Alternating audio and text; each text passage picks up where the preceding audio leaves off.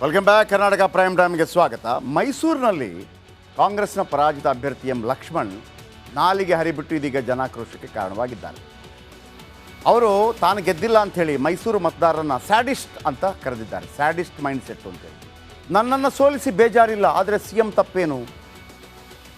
ನನ್ನನ್ನು ಸೋಲಿಸಿ ಬೇಜಾರಿಲ್ಲ, ಆದರೆ ಸಿ ಎಂ ತಪ್ಪೇನು? ತವರಿನಲ್ಲಿ ಎಷ್ಟು ಬಾರಿ ಸಿ ಎಂಗೆ ಅಪಮಾನ ಮಾಡ್ತೀರಿ? ಇಷ್ಟರ ಮಟ್ಟಿಗೆ ಸ್ಯಾಡಿಸ್ಟಿಕ್ ನೇಚರ್ ಇದ್ದರೆ ಹೇಗೆ ಎಂದು ಹೇಳೋ ಮೂಲಕ ಭಾರೀ ವಿವಾದಕ್ಕೆ ನಾಂದಿ ಹಾಡಿದ್ದಾರೆ. ಇವರು ಎಂ ಲಕ್ಷ್ಮಣ್ ಕಾಂಗ್ರೆಸ್ನಿಂದ ಈ ಬಾರಿ ಮಹಾರಾಜರ ವಿರುದ್ಧ ಸ್ಪರ್ಧೆ ಮಾಡಿದರು. ಏನು ಹೇಳಿದ್ದಾರೆ ಸೋತ ನಂತರ? ಇವರಿಗೆ 6.5 ಲಕ್ಷ ಮತ ಬಂದಿದೆ ಕಾಂಗ್ರೆಸ್ನಿಂದ. ಏನು ಹೇಳಿದ್ದಾರೆ ಕೇಳಿಸ್ಕೊಳ್ಳಿ. ಏನು ನಾವು ಫ್ರೀ ಪುಕ್ಕಟ್ಟೆ ಎಲೆಕ್ಟ್ರಿಸಿಟಿ, ಪುಕ್ಕಟ್ಟೆ ಬಸ್ಸಲ್ಲಿ ಹೋಗುವಂಥದ್ದು, 2,000 ರೂಪಾಯಿ, ಇವೆಲ್ಲ ಅಪ್ಪರ್ ಕಮ್ಯುನಿಟಿಯವ್ರಿಗೆ ಜಾಸ್ತಿ ಸಿಗ್ತಾ ಇದೆ. ತಪ್ಪೇನು ಮಾಡಿದಾರ್ರಿ ಸಿದ್ದರಾಮಯ್ಯ ಸಾಹೇಬರು? ಅವ್ರು ಕೇಳೋಕ್ಕಾಗದೇ ಇರ್ಬೋದು, ಅಕ್ಸೆಪ್ಟ್ ಮಾಡ್ಕೊಂಡಿದ್ದೀವಿ ನಾವು ವರ್ಡಿಕ್ನ. ಇಷ್ಟೊಂದು I am sorry to say sadistic nature ಇದ್ದುಬಿಟ್ರೆ ಹೆಂಗೆ ಇದು ಅಂತ. ಯಾರು ಸ್ಯಾಡಿಸ್ಟಿಕ್ ನೇಚರ್ ಮಿಸ್ಟರ್ ಲಕ್ಷ್ಮಣ್? ಯಾರು ಸ್ಯಾಡಿಸ್ಟಿಕ್ ನೇಚರ್? ಫ್ರೀ ಕೊಟ್ರಂತೆ ಗೆಲ್ಲಿಸ್ಬೇಕಂತೆ. ಫ್ರೀ ಕೊಡ್ತೀರಿ ಅಂತ ಅಂದ್ಬಿಟ್ಟು ಕಾಂಗ್ರೆಸ್ಸನ್ನು ಅಧಿಕಾರಕ್ಕೆ ತಂದ್ರಲ್ಲ ಸಿ ಎಂ ಸಿದ್ದರಾಮಯ್ಯ ಅವ್ರನ್ನ, ತಂದ್ರಲ್ಲ. ಅಂದರೆ ನಿಮ್ಗೆ ಹೆಂಗಿಂತಂದರೆ ನೀವು ಒಂದ್ಸಲ ಹಾಕಿದ್ದೀರಿ, ಬೂಟ್ ನೆಕ್ತಾ ಇರ್ಬೇಕು ಜನ ಎಲ್ಲ. ನೀವು ಒಂದ್ಸಲ ಕೊಟ್ಟಿದ್ದೀರಿ, ಬೂಟ್ ನೆಕ್ತಾ ಇರ್ಬೇಕೇನ್ರಿ ಲಕ್ಷ್ಮಣ್? ಸಿ ಎಂ ಅವರನ್ನು ಸಿ ಎಂ ತಪ್ಪೇನು? ಅರೆ ಸಿ ಎಂ ಏನು ಹೇಳಿದ್ರು, ಒಂದ್ಸಲ ನಾವು ಕೊಡ್ತೀವಿ ಅಂತ ಅಧಿಕಾರಕ್ಕೆ ತಂದರು. ಅಂದರೆ ನೀವು ಜೀವನ ಪೂರ್ತಿ ಗುಲಾಮರಾಗಿರಿ ಅಂತಾರೆ ಜನ. ನಿಮ್ಮನ್ನು ಸೋಲಿಸಿ ಸ್ಯಾಡಿಸ್ಟಿಕ್ ನೇಚರ್. ಅರೆ ನೀವು ಯಾಕೆ ಅಂದ್ಕೊಳ್ಳೋದಿಲ್ಲ ಮಿಸ್ಟರ್ ಲಕ್ಷ್ಮಣ್? ನೀವು ಯಾಕೆ ಅಂದ್ಕೊಳ್ಳೋದಿಲ್ಲ ಮಿಸ್ಟರ್ ಲಕ್ಷ್ಮಣ್? ನಡಿ ಈಗ ಶುರು ಮಾಡೋಣ. ಕೇಸರಿಯಿಂದ ಮನೋಲ್ಲಾಸ ಮನಸ್ಸು ಮತ್ತೇರಿ ಕುಣಿದಾಡಿದೆ ನೋಡು, ಮನಸ್ಸು ಮತ್ತೇರಿ ಕುಣಿದಾಡಿದೆ ನೋಡು. ಕ್ಷಣ ಕ್ಷಣವೂ ಆಚರಿಸಿ ಕೇಸರಿ ಹಬ್ಬ. ವಿಮಲ್ ಬಾಯಲ್ಲಿ ಹೇಳಿ ಕೇಸರಿ. ಇಷ್ಟೆಲ್ಲ ಫ್ರೀ ಕೊಟ್ಟ ನಂತರ, ಇಷ್ಟೆಲ್ಲ ಬಸ್ ಫ್ರೀ ಕೊಟ್ಟ ನಂತರ, ಇಷ್ಟೆಲ್ಲ ಅಕ್ಕಿ ಕೊಟ್ಟ ನಂತರ, ಇಷ್ಟೆಲ್ಲ ಭಾಗ್ಯಲಕ್ಷ್ಮಿ ಕೊಟ್ಟ ನಂತರ, ಇಷ್ಟೆಲ್ಲ ಯುವ ನಿಧಿ ಕೊಟ್ಟ ನಂತರ ಕೂಡ ನಿಮ್ಮನ್ನು ಗೆಲ್ಲಿಸಿಲ್ಲ ಅಂತಂದರೆ ನೀವೊಬ್ಬ ಅಯೋಗ್ಯ ಕ್ಯಾಂಡಿಡೇಟ್ ಅಂತ ನಿಮ್ಗೆ ಯಾಕೆ ಅನಿಸಿಲ್ಲ? ನಾನು ಅಸಮರ್ಥ ಕ್ಯಾಂಡಿಡೇಟ್ ಅಂತ ನಿಮ್ಗೆ ಯಾಕೆ ಅನಿಸಿಲ್ಲ? ನೀವು ಮುಖ್ಯಮಂತ್ರಿ ಸಿದ್ದರಾಮಯ್ಯನವ್ರ ಹತ್ರ ಬಳಿ ಬದ್ದು ಹೇಳಬೇಕಾಗಿತ್ತು, ಸರ್ ನೀವು ಖಂಡಿತವಾಗಲೂ ಒಳ್ಳೆ ಕ್ಯಾಂಡಿಡೇಟ್ ಹಾಕಿದರೆ ಗೆಲ್ತಾ ಇದ್ದೀರಿ, ಲಕ್ಷ್ಮಣ್ ಅಂತ ಕ್ಯಾಂಡಿಡೇಟ್ ಹಾಕಿದ್ದೀರಿ, ಅಸಮರ್ಥನಿದ್ದೇನೆ ಹಾಗಾಗಿ ಗೆಲ್ಲೋಕ್ಕಾಗಿಲ್ಲ. ನಿಮ್ಮನ್ನು ಹೇಳ್ಕೊಳ್ಳಿ ಅಸಮರ್ಥ ಅಂತೇಳಿ. ಮೈಸೂರು ಮತದಾರನ ಸ್ಯಾಡಿಸ್ಟಿಕ್ ನೇಚರ್ ಅಂತ ಹೇಳೋದಕ್ಕೆ ನಿಮಗೆ ಯಾವುದೇ ಹಕ್ಕಿಲ್ಲ. ಆ್ಯಂಡ್ ಮೀನ್ ಟೈಮ್ ನೀವು ಕೊಟ್ಟಿರುವ ಫ್ರೀ ಯಾವುದು ಕೂಡ ಸಿದ್ದರಾಮಯ್ಯನವರು ಕೊಟ್ಟಿದ್ದಲ್ಲ. ಅವೆಲ್ಲವೂ ಕೂಡ ಜನರ ದುಡ್ಡೇ. ತಮ್ಮ ಜನರ ದುಡ್ಡು ವಾಪಸ್ ಬಂದಾಗ ಯಾರನ್ನು ಆಯ್ಕೆ ಮಾಡಬೇಕು, ಯಾರನ್ನು ಆಯ್ಕೆ ಮಾಡಬಾರ್ದು ಅಂತ ಡಿಸೈಡ್ ಮಾಡೋದು ಜನ ಬಿಟ್ಟರೆ ನೀವಲ್ಲ ಲಕ್ಷ್ಮಣ್. ಸ್ಯಾಡಿಸ್ಟಿಕ್ ನೇಚರ್ ಅಂತ ಹೇಳೋದಕ್ಕಿಂತ ಹೆಚ್ಚಾಗಿ ನಿಮಗೆ ಅಲ್ಲಿ ಸ್ಪರ್ಧಿಸುವ ಯೋಗ್ಯತೆ ಇರಲಿಲ್ಲ ಅಂತ ನೀವು ಅಂದ್ಕೊಳ್ಳಿ.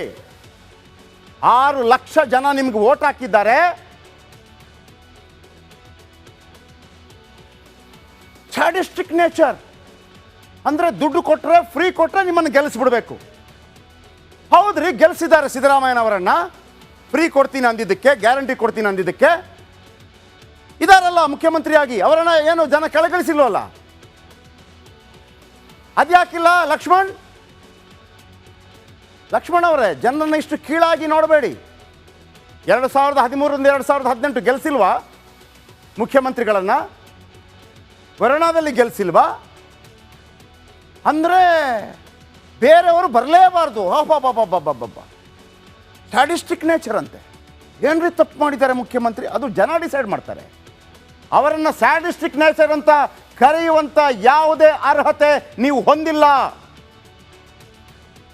ಈಗ ಹೇಳ್ತೀನಿ ಕೇಳಿ, ನಿಮ್ಮ ಬದಲಿಗೆ ಬೇರೆ ಯಾರನ್ನಾದರೂ ಕ್ಯಾಂಡಿಡೇಟ್ ಮಾಡಿದ್ದಿದ್ರೆ ಕಾಂಗ್ರೆಸ್ ಗೆಲ್ತಾ ಇತ್ತು. ನಿಮ್ಮಿಂದಾಗಿ ಕಾಂಗ್ರೆಸ್ ಸೋತಿದೆ. ಅನರ್ಹರಿದ್ದೀರಿ ನೀವು ಕಾಂಗ್ರೆಸ್ ಕ್ಯಾಂಡಿಡೇಟ್ ಆಗೋದಕ್ಕೆ ಅಂತ ನೀವು ಅಂದ್ಕೊಳ್ಳಿ ಲಕ್ಷ್ಮಣ್. ಓಕೆ, ಇನ್ನು ಲೋಕಸಭಾ ಚುನಾವಣೆಯಲ್ಲಿ ಕ್ಷೇತ್ರದ ಜವಾಬ್ದಾರಿ ಹೊತ್ತ ಸಚಿವರು ಸೋಲಿನ ಹೊಣೆ ಹೊತ್ತುಕೊಳ್ಳಬೇಕು ಅಂತ ರಾಹುಲ್ ಗಾಂಧಿ ಹೇಳಿದ್ದಾರೆ. ಈ ಹಿಂದೆ ಕೂಡ KPCC ಅಧ್ಯಕ್ಷರು ಕೂಡ ಹೇಳಿದರು. ಆಫ್ಕೋರ್ಸ್ ಕರೆಕ್ಟ್, ಎಲ್ಲ ಮಂತ್ರಿಗಳೇ ನಿಲ್ಲಿ ಅಂತ ಹೇಳಿದರು, ಮಂತ್ರಿಗಳೇ ನಿಲ್ಲಕ್ಕೆ ಹೋಗಿಲ್ಲ. ಆಯಿತು, ನೀವು ಹೇಳಿದವರಿಗೆ ಟಿಕೆಟ್ ಕೊಡ್ತೀವಿ, ತಮ್ಮ ತಂಗಿ, ಅಣ್ಣ ತಮ್ಮ, ಮಗ ಮಗಳು ಎಲ್ಲ. ಈಗ ಗೆದ್ದ ಸಂಸದರು ಹಾಗೂ ಸೋತ ಅಭ್ಯರ್ಥಿಗಳು ಯಾವುದೇ ಕಾರಣಕ್ಕೂ ಕ್ಷೇತ್ರ ಬಿಡಬಾರದು. ದೆಹಲಿ ಹಾಗೂ ಬೆಂಗಳೂರಿನಲ್ಲಿ ಹೆಚ್ಚಾಗಿ ಇರದೆ ಕ್ಷೇತ್ರದಲ್ಲಿ ಜನರ ಜೊತೆ ಕಾಲ ಕಳೆಯಬೇಕು ಅಂತ ಸೂಚನೆ ನೀಡಿದ್ದಾರೆ. ಆದರೆ ಲೀಡ್ ಕೊಡಿಸುವಲ್ಲಿ ಸೋತ ಸಚಿವರಿಗೆ ಸರಿಯಾಗಿ ವಾರ್ನಿಂಗ್ ಕೂಡ ಕೊಟ್ಟಿದ್ದಾರೆ. ನೀವೆಲ್ಲ ಲೀಡ್ ಕೊಟ್ಟಿಲ್ಲ ಅಂತ.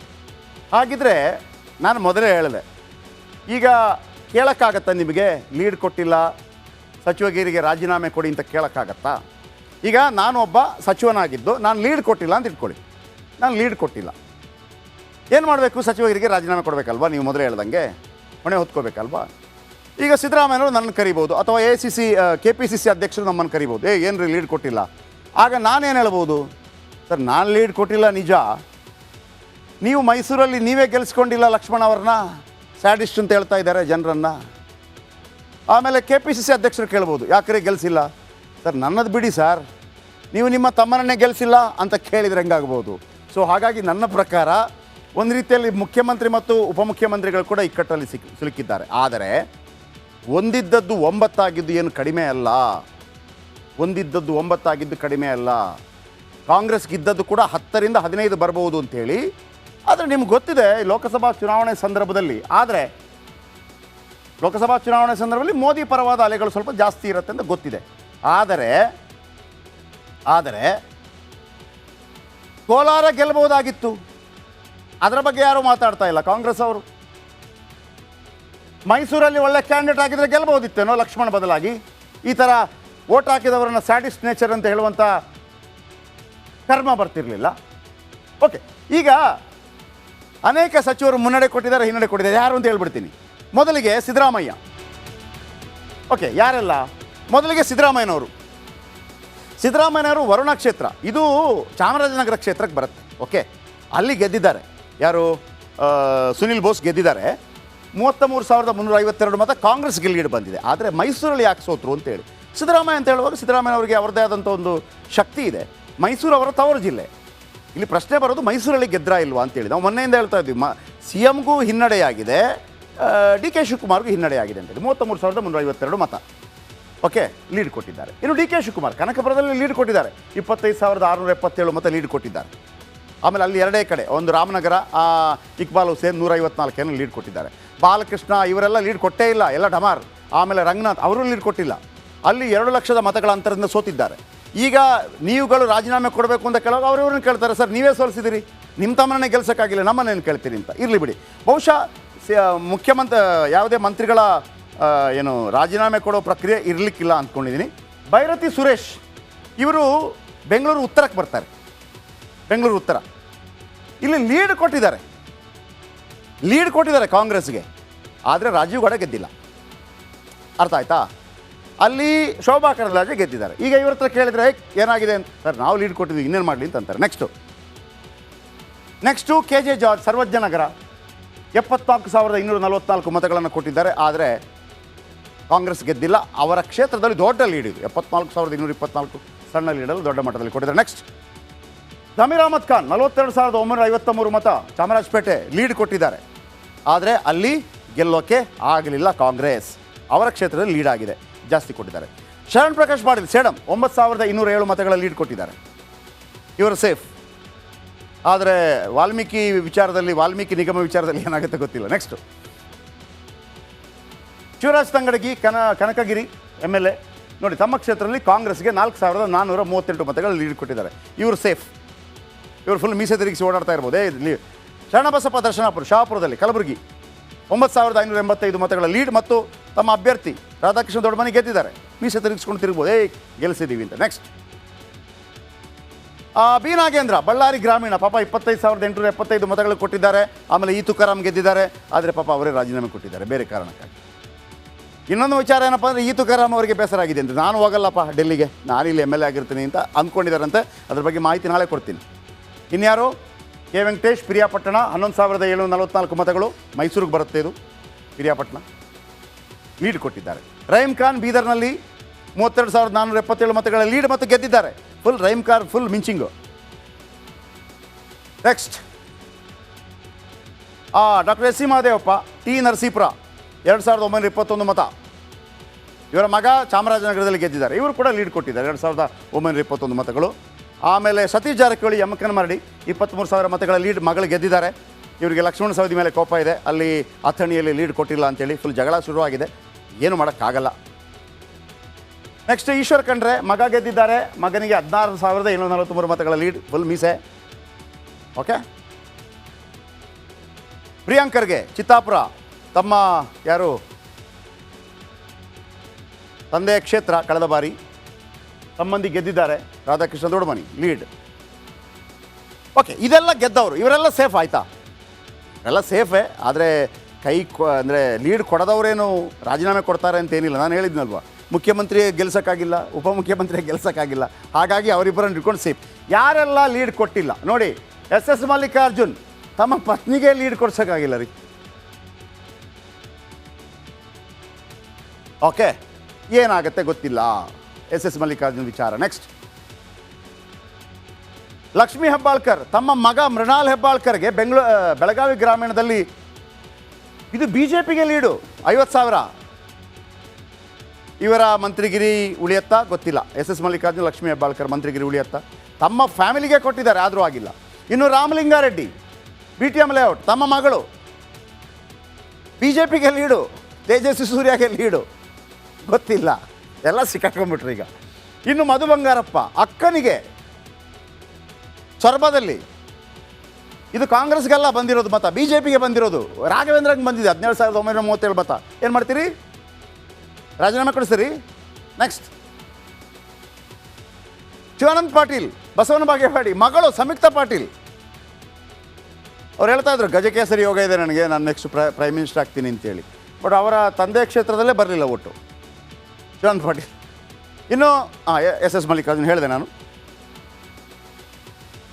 ಓಕೆ, ಈ ನಡುವೆ ಇದೆಲ್ಲ ಆಯ್ತಲ್ಲ, ಇವರೇನೋ ಸೇಫ್ ಆಗ್ಬೋದು. ಇಲ್ಲ ಬಿಡ್ರಿ, ಅಲ್ಲೂ ಆಗಿದೆ ಇಲ್ಲೂ ಆಗಿದೆ, 9 ಜನ ಗೆದ್ದಿದ್ದಾರೆ ಮತ್ತೊಂದು ಅಂತೇಳಿ. ಆದರೆ ಉಳಿದವ್ರು ಬಿಡಬೇಕಲ್ಲ. ಯಾರು? ನಾವು ಮಂತ್ರಿ ಆಗಬೇಕು ಅಂತ ಕೆಲವು ಆಸೆಯಲ್ಲಿದ್ದಾರೆ. ಇವ್ರು ಹೇಳ್ತಾರೆ, ಸರ್ ಕೆಲವರು ರಾಜೀನಾಮೆ ಕೊಡಿಸಿ ನಮಗೂ ಮಂತ್ರಿ ಆಗಬೇಕು. ಯಾರೆಲ್ಲ ಅವರು? ಬನ್ನಿ, ಲೀಸ್ಟಲ್ಲಿ ಯಾರಿದ್ದಾರೆ?